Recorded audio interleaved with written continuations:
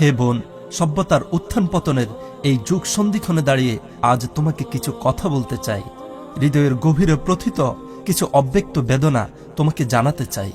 কিছু হতাশা ও না পাওয়ার গল্প শোনাতে চাই কিছু আশা ও সম্ভাবনার উপাখ্যান। হে বোন, ক্ষণস্থায়ী ও লাঞ্ছনাময় এই পার্থিব সৌন্দর্যে বিমোহিত হয়ে নিজেকে কোথায় ঠেলে দিচ্ছ? চিরস্থায়ী সুখের জান্নাতের নেয়ামতরাজির কথা এত সকালেই ভুলে গেছ? চটকদার কিছু সস্তা কথায় সম্মান ও সত্যিকারের স্বাধীনতার সেই আবাসের কথা তোমার স্মৃতিপট থেকে এত তাড়াতাড়ি মুছে ফেলেছ। অথচ তুমিই হলে উম্মতের মেরুদণ্ড। তোমার সৃষ্টিকর্তা তোমাকে জ্ঞানের সৌন্দর্যে সুশোভিত করে দুনিয়াতে পাঠিয়েছেন। তোমাকে ভালো মন্দের মাঝে পার্থক্য করার মতো সামর্থ্য তিনি দিয়েছেন। কোনটি উপকারী কোনটি ধ্বংসাত্মক তা বুঝার মতো আকল তোমার মহিমান্বিত স্রষ্টা তোমাকে দান করেছেন, যেন তুমি ভালো ও মন্দের মাঝে পার্থক্য করতে পারো। আল্লাহ প্রদত্ত বিবেক কাজে লাগিয়ে কোনটি উপকারী ও কোনটি ধ্বংসাত্মক তা বুঝতে সক্ষম হও। কিন্তু অত্যন্ত পরিতাপ ও আফসোসের বিষয় হচ্ছে, আল্লাহ প্রদত্ত বিবেক বুদ্ধি হারিয়ে আজ তুমি কোন এক অজানা গন্তব্যের দিকে ছুটে চলছ।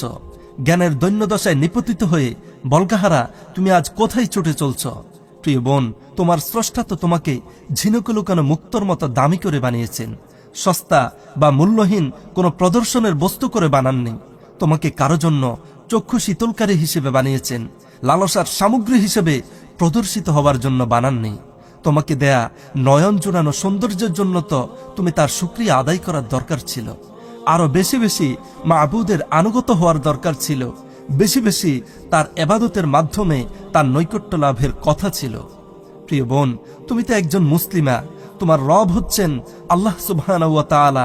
তোমার নবী হচ্ছেন সমগ্র বিশ্বজাহানের মহামানব হযরত মুহাম্মদ সাল্লাল্লাহু আলাইহি ওয়াসাল্লাম। সে হিসেবে তুমি একজন একনিষ্ঠ আত্মসমর্পণকারিনী। কিন্তু এসব কিছু ভুলে তুমি তোমার রবের অবাধ্যতায় লিপ্ত হচ্ছ। বুঝে বা না বুঝে তোমার রবের দেয়া পর্দার ফরজ বিধান লঙ্ঘন করে চলছ প্রতিনিয়ত।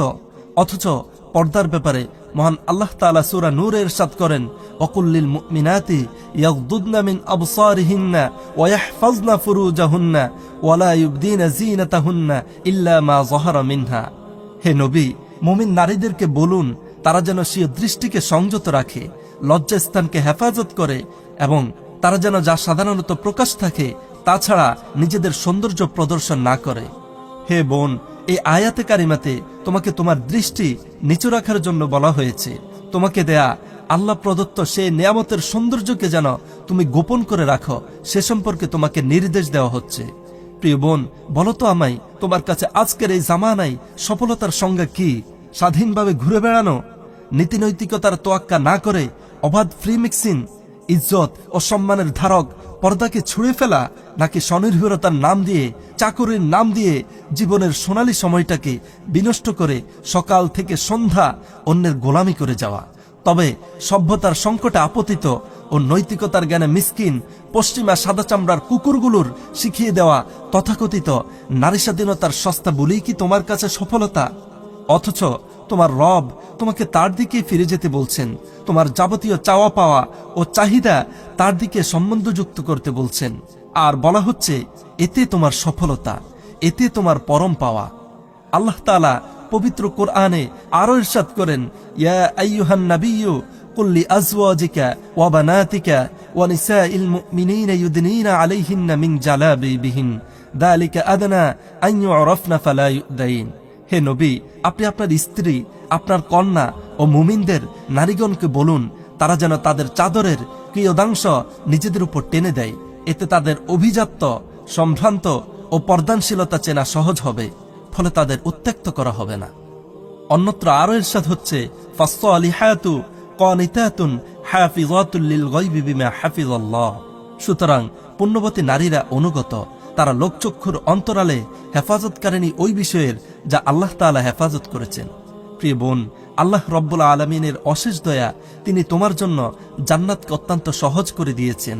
আল্লাহ রব্বুল আলামিন তার হাবিব সাল্লাল্লাহু আলাইহি সাল্লামের মাধ্যমে জানিয়ে দিয়েছেন একজন নারী যখন 5 ওয়াক্ত সালাত আদায় করে, রমজানের সিয়াম পালন করে, নিজের ইজ্জতের হেফাজত করে ও স্বামীর কথা মতো চলে, তখন সে জান্নাতের যে কোনো দরজা দিয়ে ইচ্ছে মতো প্রবেশ করতে পারে।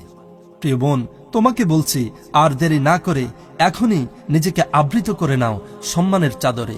এই পর্দা তোমার সম্মানের প্রতীক, তোমার ইজ্জতের প্রতীক। মনে রেখো, এই পর্দা যতদিন তোমাকে আবৃত করে রাখবে ততদিন তুমি সম্মানিতা থাকবে। আর যখনই তুমি পর্দার মতো গুরুত্বপূর্ণ ফরজ বিধান ভুলে গিয়ে সম্মান ও আত্মমর্যাদার মাথা খেয়ে নিজেকে প্রদর্শন করে বেড়াবে, মনে রেখো সেদিন থেকেই তুমি অপমানিতা, লাঞ্ছিতা ও আত্মমর্যাদাহীনা। প্রিয় বোন আমার, আল্লাহ রব্বুল আলামিন তোমাকে উদ্দেশ্য করে বলছেন, অকরনা ফি বুয়ুতিকুন্না ওয়ালা তাবাররাজনা তাবাররুজাল জাহিলিয়াতিল উলা। আর তোমরা নিজ গৃহে অবস্থান করবে এবং জাহিলি যুগের মতো সৌন্দর্য প্রদর্শন করে বেড়াবে না।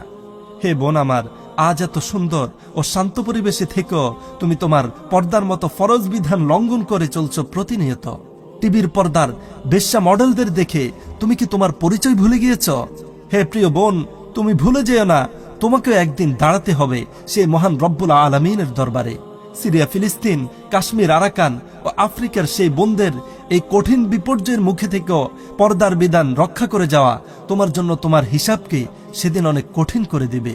সেই বোনটিও তোমার সামনে উপস্থিত থাকবে যে বিমান হামলায় বিধ্বস্ত বাড়ির ধ্বংসস্তূপের নিচে চাপা পড়ে থাকা অবস্থায়ও সাংবাদিককে ফরিয়াদ করে বলেছিল, প্লিজ আঙ্কেল, আমাদের ছবি তুলবেন না, আমি এখন হিজাব পরিহিতা নয়।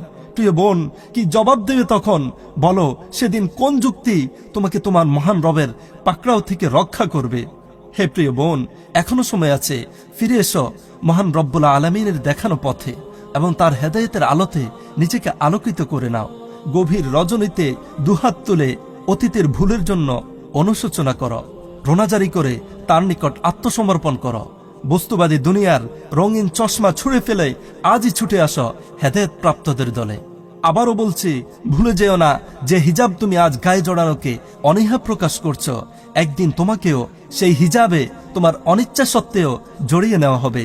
মৃত্যুর ফেরেশতা মালাকুল মাউত আসার দিনই যেন তোমার হিজাব পড়ার প্রথম দিন না হয়। মৃত্যুর ফেরেশতা মালাকুল মাউত আসার দিনই যেন তোমার হিজাব পড়ার প্রথম দিন না হয়।